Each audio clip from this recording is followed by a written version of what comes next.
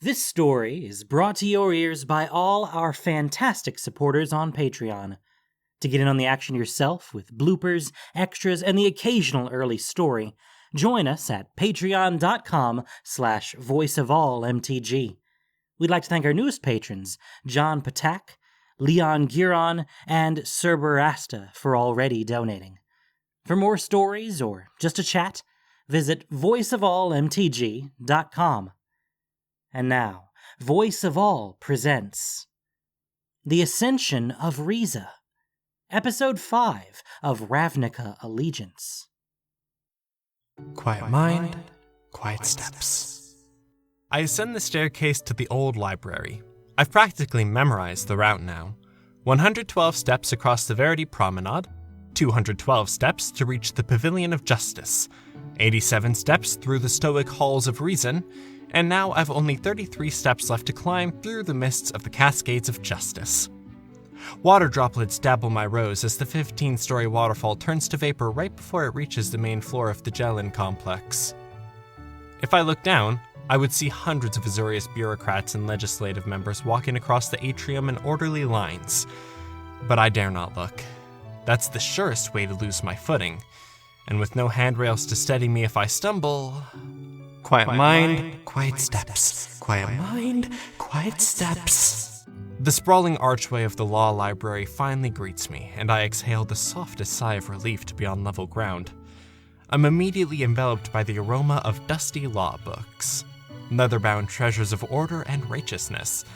Most law mages in my cohort do their research in the Runes Library, but with histories that run as deeply as Ravnica's, it is prudent to study the origins upon which our laws were built.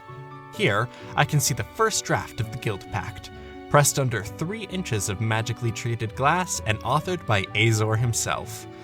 If you look hard enough, you'll even see a fine standing blue fur from his mane on the 5th page. The original draft had been plagued with loopholes large enough to run a full-grown worm through, but slowly and methodically, Azor scratched them out. Red notes in the margins, the color of old blood. In my own quest toward finding perfection through law, I've come to appreciate this process of rooting through the past and finding weak spots so we can afford ourselves the most orderly of futures. Pull these for me, I whisper to the homunculus who tends to the library. I hand him a list of the texts I'll be working from today. As he scampers off, I crane my neck, peering over the walls of the study hutches in search of Tegan. She hadn't been in her chambers when I checked, and my impatience was too thin to wait for her return. The inaccessibility of the old law's library made it a favorite place for sphinxes, so chances are I'll find her here. Finally, I spot my mentor's blue and brown brindle fur, then surreptitiously enter the adjacent hutch.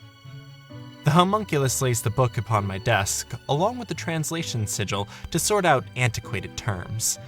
He asks me whether I'd like a page-turning service as well, but I wave him away and pour myself into the section where I'd left off during my last visit.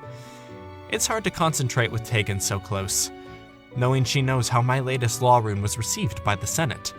The loophole I'd closed was a major one, and the new law that I'd drafted consisted of 3 pages of the most judiciously convoluted legalese, including 15 double negatives, 12 triple negatives, 7 footnotes, and 28 qualifications, all fitting into a single perfect sentence.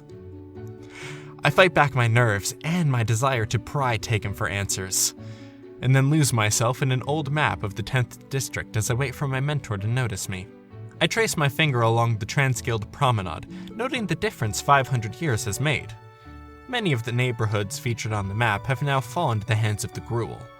The Ghost Quarter was 3 times the size it is now, Zona 7 was but an unassuming lake, and further upstream is a fully functioning Azorius enclave, a once thriving community that now sits in ruins thanks to a 30-block tract of land run by rogue Izzet chemisters called the Think Tank. The think tank jurisdictional fallacy was a favorite problem given to the first-year law mages. No one in my cohort had solved it, and no one in the many years since. 4 guilds have expressed their claim to the area the think tank rests upon. First, the Golgari, as the land the think tank sits upon is actually a raft of garbage jutting into the river. As the garbage expands, so does the think tank's territory. Once a small strip of land with a few dozen residents, it now boasts well over 2,000 inhabitants. This garbage dam has had ramifications both upstream and downstream that the Golgari desperately wants to resolve. Second, the Simic. The river feeds directly into Zonot 7, and would be the perfect aquatic thoroughfare if only they could be granted the right of way and get rid of all the garbage. Third, the Azorius, since it technically sits adjacent to our land. The neighborhoods surrounding the think tank have suffered the most from its presence due to a high number of dangerous and unsanctioned experiments whose ill effects tend to extend past the think tank's boundaries. And finally, the Izzet claims the think tank itself is constructed with boiler parts stolen from the Mizium foundry. The League renounced all affiliation with the rogue chemisters, saying that their recklessness and chaotic ingenuity is giving the guild a bad name. Which is really saying something. It's a fruitless exercise. There will never be an agreement on who has proper jurisdiction. The last time someone tried to lay lawful claim to it, a war was nearly broken out. So now it sits, largely ungoverned, unpoliced, and unserviced through a series of unmendable loopholes. I turn the page, and as if to spite me, the edge of the paper rips through my skin. One of the many hazards of being a lawmage. Baezor's immaculate mane! I curse, a whole 2 levels above a whisper, practically shouting in library tones. Reza? I hear Tegan's voice from the hutch over. She pops her head up, hangs her paws over the divider, and looks down at me. Peace and order to you. Tranquil tidings to you as well. The rules of etiquette dictate that during a non-arranged meeting within an institute of learning between law mages of desperate rankings, the inferior should be the first to engage the conversation after greetings. But from the way Tegan's tail is whipping, I can tell she's eager to bestow news upon me, so I defer to her with a nod of my head. The Sen has ruled upon your law rune concerning the closure of your identity loophole. And my heart starts to beat so loudly in my chest, I think the homunculus will come over and shush me. They adored it! So intricate, so comprehensive. Master Ban said it was the most brilliant law he's seen this month. It's being sent to the sky scribes as we speak. He said those words? Those exact words. I can feel my cheeks warming, the blue of my skin flushing purple with humbled honor. I wouldn't dare paraphrase Master Ban without qualifying it first. A wave of nausea overcomes me. This is my first law to be written into the skies over New Prov. It was my most complicated find, and the one of which I was most proud. I knew from the moment I found the loophole that it'd get attention, but a sky scribing? So quickly? Adulations from my cohorts will be forthcoming. Thanks to all the hours I put into writing that law, the streets would become more orderly. Citizens would feel safer walking the streets of Ravnica even at night. Perfection would be one step closer. You've got Ban's attention. She hops over the wall and lands perfectly silent.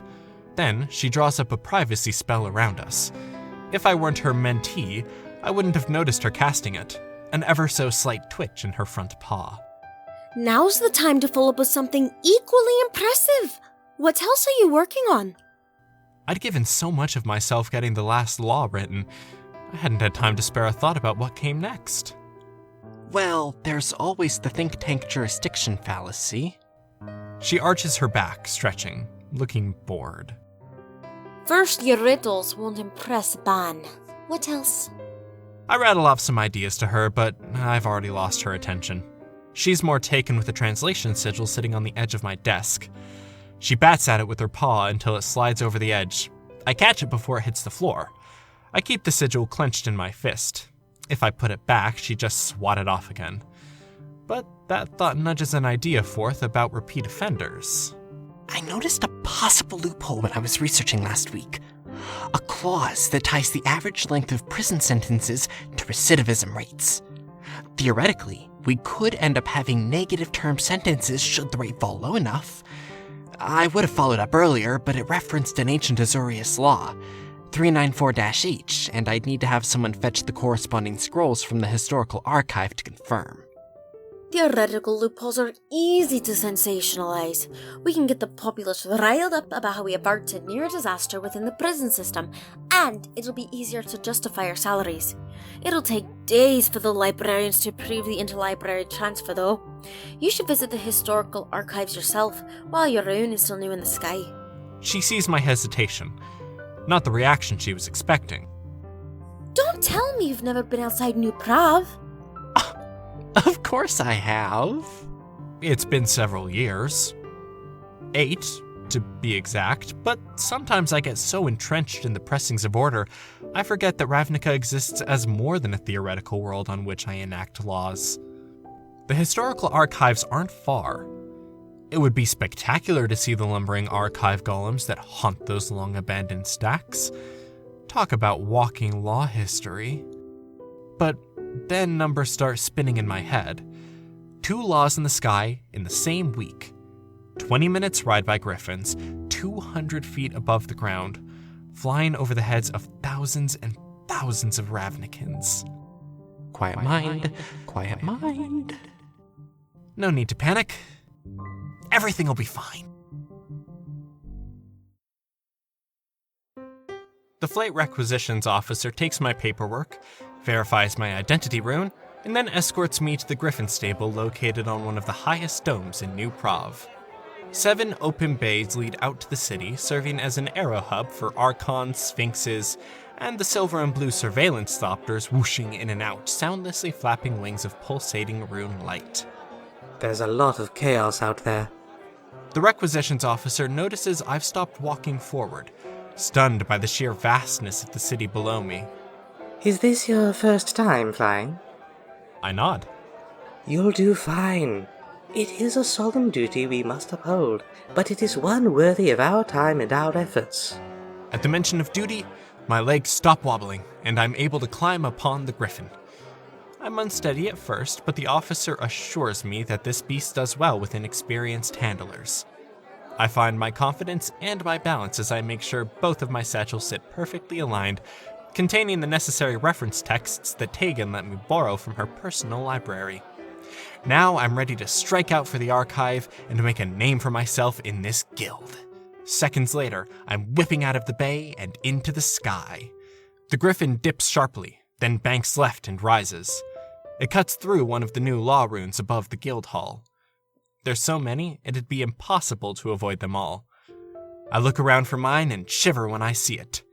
Azorius Law 3455-J. Failure to submit proper identity. And then the runes thin, and Ravnica comes into view, taking my breath away. The city stretches as far as the eye can see, a patchwork of colors and styles, buildings ranging from massive and bulky to thin and stately, and everything in between. But as diverse as its people are, they're all bound together by the same laws under the same sky. Yes, the Azorius Senate hasn't made many friends among the other guilds, but it's not our duty to nurture friendships. Instead, we must focus on preserving order, lest the entire city fall victim to disarray. 10 minutes into the flight, my path is blocked by an odd swarm of thopters hanging in the air like a cloud. The griffin maneuvers around them, but then a bolt of purple electricity erupts from the ground and cuts through the sky, striking the thopter closest to us. Another thopter goes down, and now my griffin is spooked. It swerves left, right, rears back, and I try to compensate so I can steady it, but my efforts make things worse, and I lose my grip. And then I'm falling. Frantic and running on sheer instinct, I reach for one of the thopters as I fall past it, grabbing it on the side. It slows my fall some, but not enough, and it struggles with my weight, one magic-fueled wing giving out after the next until we're both free-falling. But instead of pavement breaking my descent, my landing is cushioned. Oh, I still hurt all over, and my mind is pounding, but I'm alive. The first clear thought I have is that my robes are stained. The second thought I have is that they're stained with my blood. Those 2 bits of awful news are dwarfed when I realize exactly what I've landed in. A pile of trash. A giant pile of trash. I feel the collective horror of all my Vidalcan ancestry screaming out in unison. I'll have my bathers scrub my skin raw. I'll incinerate these clothes and have the ashes bundled up and tossed into the deepest Zonot. But I'm quite sure I'll never be able to wipe clean this memory from my mind. Help! I cry out, but it's barely a whisper. Help! You're okay. I look up and see a large face, all scraggly red beard and oversized brass goggles. Human, though if he told me he had some giants somewhere in his family tree, I'd believe him. That was a mighty fall you took. You're lucky to be alive. He offered a grease-covered hand. At least, I hope it's grease. I reluctantly take it. It doesn't feel much like luck. I peel a strip of gelatinous ooze from my cheek. Ah, you're right. Seems we've got a mad genius around here who's been shooting thropters out of the sky. Didn't hurt anything, did you?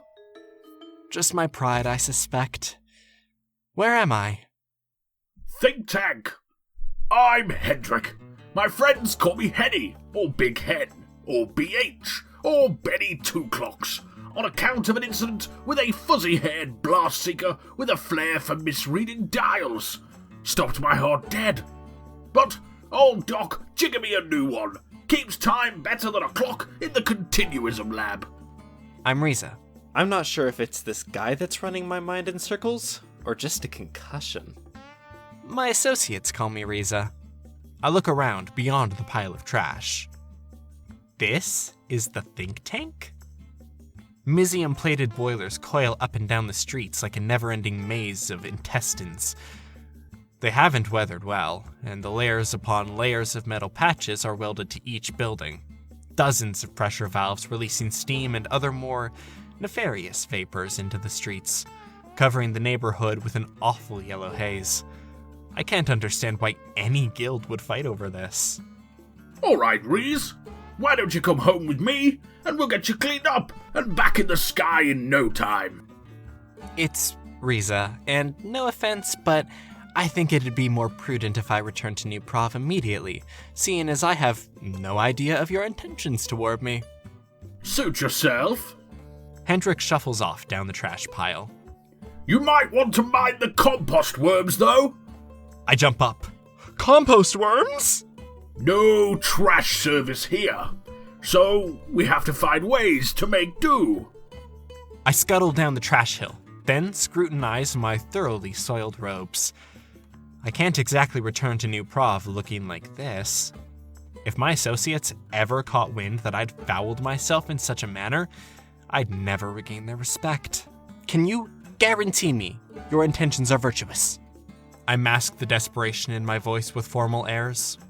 I won't consent to being the test subject to any sort of mad experiment. I promise, no additional misfortunes will fall upon you. He seemed like a man of honor, and I'm running low on options.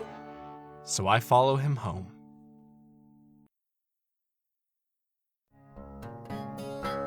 For some reason, I thought the industrial boiler works design of the think tank was just a poorly conceived facade, and that Hendrik's apartment would boast comfortable living and dining quarters and all the comforts of home. But it's worse inside. Brass piping and valve wheels jut out into every conceivable space, creating trip hazards and burn hazards wherever I turn. Their entire home is so engulfed in steam that it's taken the wrinkles out of my robes. I start sweating profusely, and Hendrik motions me over to a slightly less steamy corner. BH, is that you? Me and a guest. Apparently, it's raining men. That maniac with the ball lightning generator is shooting thropters out of the sky again. He nudges me in the ribs. Reza here was the latest casualty. Reza. I correct him again as a lithe human walks out. So thin and graceful he could be Vidalcan, if it weren't for the hue of his skin and the thick mound of curls on his head. BH has given you a nickname already. Means you're in trouble. He likes you. He smiles. I'm Yanin. I keep the gears from falling off in this little hovel. Master Chemister. if you're the sort that likes respectable titles. Get him cleaned up and fed, eh, Mooney? Hendrik slings a tool satchel over his shoulder. I'll arrange a way for him to get back home. Mooney? I ask Yanin once Hendrik is gone. He says my eyes glow like the moon's. Yanin shrugs. No one else calls me that. BH is a bit eccentric, even for a scatterbrained chemister with a slight death wish. So, Reza. Is that short for Reza Jalis? I stare at him, marveling at how he knew that, and how he'd pronounced it so effortlessly. Yes. How? I was raised by Vidalkin. My biological parents were killed in a lab explosion a few blocks from here. Mum and Pap felt partially responsible for the faulty blister coils. I'm sorry. In the back of my mind, I can't help but think that if only they had proper oversight, perhaps the accident wouldn't have occurred at all. That's just how it works in the think tank. If your inventions hurt someone, you do your best to make it right. They took me in without a moment of hesitation. We can't count on anyone else, so we have to rely on each other. He gestures to an opening between copper pipes. Let me show you to the bath. I grit my teeth and follow along, hoping the tub won't leave me dirtier than I already am. But when Yanin opens the door, it's a little oasis inside. The porcelain gleams. He hands me a washcloth, towel, and a vial of Vidalkin cleansing oils. I was going to give these to Mum to celebrate her purification rites, but seems like you need them more. I must have a confused look on my face, because he smiles his disarming smile at me again. Oh, I forgot. You're from New Prav. Probably used to your own personal bathers and all that. Here, I'll get you started. He pulls a brass knob and the water starts flowing. Then, he opens the vial and lets a few drops of oil fall into the tub. A light blue mist coils upon the water's surface.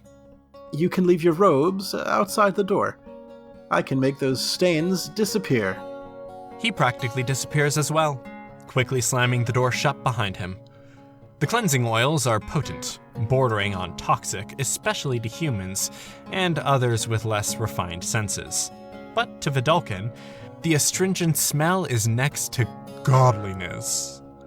I tuck the vial in my satchel, then place my robes outside. Yanin wasn't wrong about the bathers. Nevertheless, I don't intend for this excursion to get the best of me, so I render my skin clean the best I can, then submerge myself under the water and spend several minutes in deep thought. When I come up, the air hits my face and I rest for a moment, letting my body reacclimate to breathing through my lungs. Yanin's still scrubbing at the stains when I rejoin him in what passes for the living quarters. He holds the robes up, and sure enough, the fabric is nearly pristine. Most humans would stop now and call it clean, but Yanin gets back to work until there's nary a sign of imperfection. Your parents raised you well. We chat about our favorite Vidalkin customs, and time just slips away from us. But as the light from outside starts to change, Yanin's posture does too. BH should be back by now. It's getting dark. The way he said dark definitely made it sound like something undesirable. We should go check the workshop. He's got an obsession with that place. So we venture off a couple streets over, where the main machination that is the think tank doubles in size and complexity. The mysium is so dense here I can feel it in my teeth. We enter through a big brass hatch on the inside. Hundreds of tinkerers gathered, showing off their inventions. A swarm of ratchet fairies cut in front of us, each carrying a gleaming bolt. Sparks fly from all directions. Captive elementals peer out of a collection of glass globes. A crowd forms around a woman who claims she's able to conjure rifts from tainted electrical magic. I stop and watch, safety violations ticking away in my head. She's broken 28 laws in the 3 minutes I've watched her. Purple electricity gathers in the glass retaining bell of her invention, and then blazes down a long rod. Warbling hums fill my ears, and sure enough, a small rift opens in front of her, so dark it hurt my eyes. She's gonna hurt somebody with that. He just shrugs. Probably. But shouldn't we? We shouldn't. Come on, stick close. But the crowd is thick. Too thick. I start to feel queasy and need to calm myself. I make a run for the exit and yawning calls after me, but I need silence like I need air. Quiet mind, quiet steps. The streets are better, wide and open, and I'm able to breathe again. A long, thin shadow falls on the ground beside me. I think that Yanin's found me, but when I look up, I see a Vidalkin. He comes closer, and I try to smile through my nervousness, but then he's lunging at me. He swipes at the strap of one of my satchels. It comes free, and he's running off with my precious reference texts. I can't imagine how disappointed Tegan would be with me if I returned to New Prov without them. So I give chase, running nearly the whole length of the think tank before I lose him in a tangle of brass piping. Exhausted, I take a moment to calm my breath, then realize I'll need help to get those books back. Slowly, steadily, I climb over the piping, venturing into non-disputed territory, where Azorius law is undeniable. 3 arresters approach me, and I breathe a sigh of relief when I see them. From the crinkle of their brows, I suspect they're not quite as happy to see me. You there! What's your purpose here? My purpose? I'm sorry. I was seeking you out for... What's your name? Do you live around here?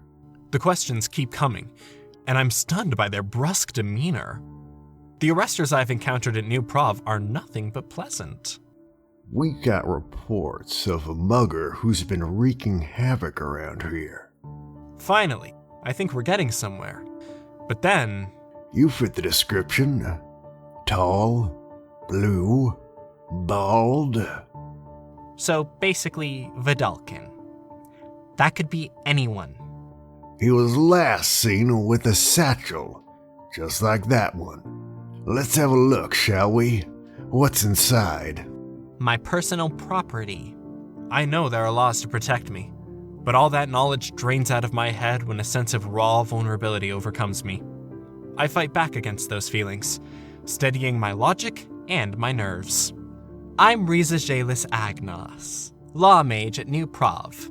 I had an accident with my griffin and had the extreme misfortune of being stranded in the think tank where I was mugged by some hooligan. And now I'm trying to recover my lawful property so I can return home. I'd hoped for your assistance, but you've done nothing but harass me from the moment you saw me. Now, let me get your names so that I can pass them along to my superiors as soon as I get back to the gel and column complex. The arrester's body language changes immediately. They look me once over, and one of them starts to speak, but then a blood-curdling scream comes from down the street. 2 of the arresters take off in response, and 1 remains. Sorry for bothering you. If you'll just present your identity rune, we'll wrap this up and you'll be free to go. Free to go? Are you going to help me find who did this? I reach into my satchel for my identification. If it happened in the think tank, I'm afraid we have no jurisdiction there. I growl as I continue to fish around in my satchel for my identity rune, but then slowly realize that it was packed in my other satchel. My eyes lock with the arresters. Problem? Her posture shifts back to the offensive. No problem. That new law that I'd put in the sky enters my mind. Failure to produce proper identification will result in detention for an indefinite amount of time. As long as it takes some overworked public servant to determine if I am who I say I am. In other words, I'd be sitting in an Azorius jail cell for a long time. I couldn't let an arrest tarnish my reputation at New Prov. It'd be like seeing everything that I've worked so hard for wash right into an open sewer. My hand touches the vial of cleansing oils Yanin had given me. I retrieve it from the satchel, then throw it down at the arrester's feet.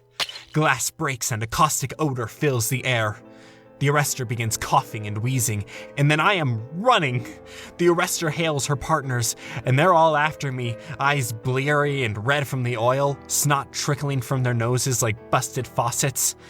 It slows them down, but not by much.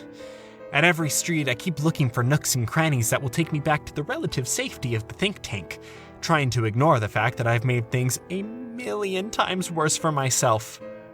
There's no escape. I I'd have to climb back inside, and I couldn't get up fast enough. I'm cornered, caught at the end of an alleyway. I turn, watching my pursuers as they close in. They stop in their tracks as an ominous blue light cuts through the stream. Their jaws drop. I turn and see it too. An unwieldy, flying contraption that looks like it's held together by a combination of a little bit of piping tape and a whole lot of sheer willpower. Hendrik peeps his head out. Come on, Riesmeister. He motions to the back of the vehicle with his thumb. Yawnin leans out to give me a hand up. Then something familiar strikes me. The vehicle consists of sleek white metal interspersed with blue glass domes. I squint harder and see that dozens of Azorius Senate emblems have been filed away. The rune magic has been tampered with and now glows purple. But the truth is undeniable. My honorable savior is not so honorable after all. It's you! You're the mad genius who's been shooting down Thopters! I almost died because of you! Yeah, sorry about that. Not the Thropter part, just the part where you fell out of the sky. Now, get in before these rule sniffers lay some spells on us. This is stolen property! I can't. I can't. I look back at the arresters, gaining steadily on me now. Violations keep stacking up in my mind. Azorius Law 2795-V. Non-compliance with arresters, Azorius Law 3343/J, traveling in a stolen vehicle, Azorius Law... You've got about 3 seconds before those rule sniffers are here! My survival instincts finally kick in. I grab Yawnin's hand and lunge for my life. Hendrik flies up and over the heads of the arresters, and soon there'll be nothing but specks below us. Where are we headed? Back to New Prov? Can't take you all the way there, of course, but... can get you close enough to walk. I ignore his question, too anxious to deal with it right now. Why? Why would anyone want to live like this? Breaking laws, shooting down Thopters. Whose laws? And whose Thropters? I get your reluctance to trust the Azorius. I remember the predatory look in the arrester's eyes. But wouldn't the think tank be better off if you conceded to oversight? We could make the streets safer. Establish utility services so you wouldn't have to rely on man-eating worms to get rid of your garbage, and you'd be able to petition the Izzet League for real funding for your workshop. Hendrik shakes his head. We'll manage on our own. We always have. It might not be perfect, but it's home. At least promise me, no more shooting down Thopters. Sure, if you can get Azorius to quit sending them to spy on us. The inside of the Thopter vehicle goes quiet, with awkward tension. But it's soon broken by a deep warbling noise that rattles the bolts on this flying heap. The sound rises in pitch, and then lightning flashes, turning the entire sky bright purple. I look down and see an enormous rift throbbing blacker than black. It sizzles blue-white light twisting along its mouth, right where the think tank workshop used to be. Hendrik! The think tank is under siege by some kind of electrical elemental. More lightning lashes out as the rift elemental starts to take on a distinct form, looking less like a collection of electricity and more like a monstrous beast. Arms, claw, teeth. It swings at a building, and its touch is so hot it melts everything in its path. Static saturates the air. If I had any hair on my body, it'd be standing right now. Azorius Archons are on alert and sweep toward the think tank, stopping just short of attacking. They'll have to wait until the elemental crosses over the boundary before they can attempt to subdue it. But the whole of the think tank might be destroyed before that can happen. Please tell me you have some inventions powerful enough to fend that thing off. We do. A manifestation matrix converter with a duly optimized cascade link. Oh, thank Azor's infinite foresight. But Buts are never good in these sorts of situations. It's down there, sitting under about 10 feet of molten mysium. The citizens of the think tank are doing what they can to defend themselves, but it's a losing battle. Help is right there. If it weren't for the think tank's jurisdictional fallacy, hundreds of lives could be saved. But if the problem was impossible to solve in the quiet sanctum of the Gelen Column complex, with every resource I could want at my fingertips, How could I possibly hope to solve it now? In the company of these lawless people, in emergency conditions, with about 45 seconds left before the elemental notices us and swats us out of the sky. I sit bolt upright and start conjuring. I realize I do have something that the other law mages didn't. I've seen the think tank. I've talked to its residents. And now, with this elemental wreaking havoc, I can call upon emergency law to make a declaration. I may not have the authority to resolve the jurisdiction dispute. That part of the fallacy is unavoidable. But if I grant the think tank sovereignty, make it its own little city within a city, they'd have the authority to contract with other entities, namely the growing Azorius army standing at the ready. How do you like to be the grand arbiter of the think tank? He opens his mouth, but there's no time to answer, so I continue. All think tank citizens in favor of declaring Hendrik... What's your surname? Azmarak. Declaring Hendrik Azmarak as Grand Arbiter, pro term, raise their hands. I nudge Yanin, and his hand shoots straight up. Against? I keep conjuring as I talk, forming the law rune that will hopefully save the day. I explain my law to Hendrik and Yanin. It's not efficient at 7 sentences long, it's not convoluted, there are no double negatives, footnotes, or extensive qualifications. It's by no means perfect, but it is perfectly clear. Instead of trying to solve the problem of 5 adversaries squabbling over a stretch of land, we'll have 5 neighbors, helping to protect each other's best interests. By the prerogative writ of emergency, and by unanimous vote, I hereby declare Hendrik Azmarak Grand Arbiter pro term of the think tank Enclave. As leader of your people, do I have permission to put the following law into effect? He looks the law rune over, taking his time. It's wonderful that he's being so thorough, the sign of a competent leader, but we've only got seconds left to act. Yes! I release the rune, and it shoots up into the sky, shining more brightly than any law rune ought to. Maybe I'd overdone the magic, but I couldn't risk it going unnoticed or unread. The request for help is immediately acted upon, and archons and knights file over the borders, slashing their swords and staves through the elemental. The bolts of electricity sever from the blows, but seconds later they regenerate, becoming thicker and brighter. The elemental shrieks, then strikes 3 archons from the sky, but reinforcements have finally arrived. 24 lawmages on Griffinback. They work together to cast a blue dome of magic over the elemental, and, in a coordinated effort, they tighten it down bit by bit until it is subdued. The static slowly fades from the air, as does any remaining tension between Hendrik, Yanin, and myself. There's no formal writ that binds us together, but the connection between us goes deeper than mere acquaintances. You did good, Reza. Hendrik slaps me on the back. Thanks, BH. I try the nickname out. Nope. That just does not feel right in my mouth, grating against my palate like a mouthful of sand. But that doesn't mean I feel Hendrik is any less of a friend to me.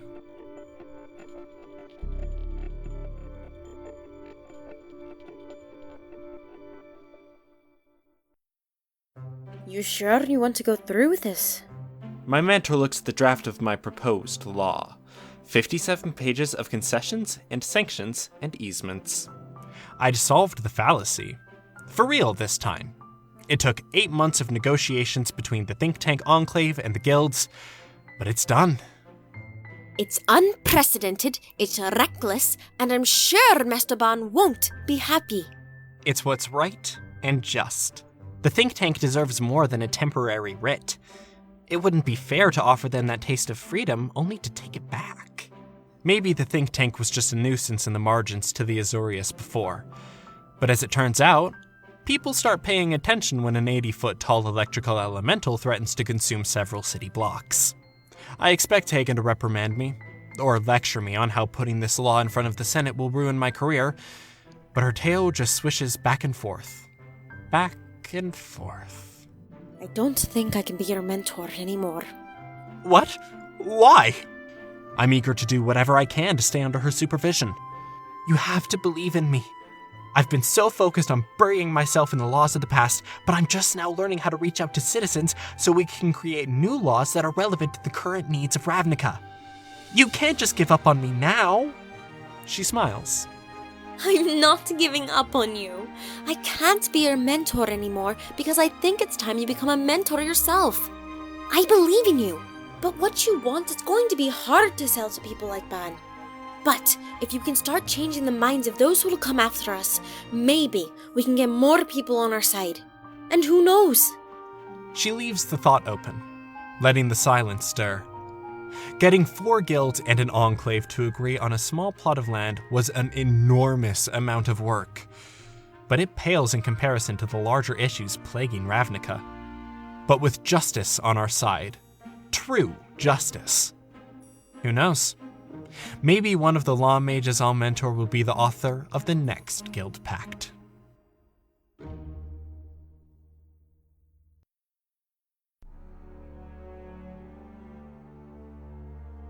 Thank you for listening to this production of Voice of All. As listener-supported entertainment, we rely on you not just for the voices of the characters, but also to keep us going and growing. If you enjoyed what you heard, please support us by rating and reviewing us on iTunes, or following us on SoundCloud, Stitcher, and Google Podcasts, or just plain sharing with your friends.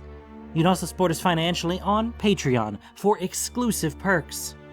The Ascension of Reza was written by Nikki Drayden.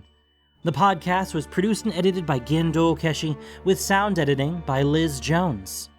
This week's story featured the voice talents of Violet Legacy, Gabrielle Martino, Penny, Alex, Miles Miller, Rhythm Bastard, and Gamer Dragon. Voice of All is unofficial fan content, permitted under the Wizards of the Coast fan content policy. Magic the Gathering is copyright Wizards of the Coast. This story concludes the Ravnica Allegiance tales. Thanks so much for listening to all these fun, tiny stories. It's nice to take a break from the main plot every so often. Join us next for War of the Spark. Y'all have a great day.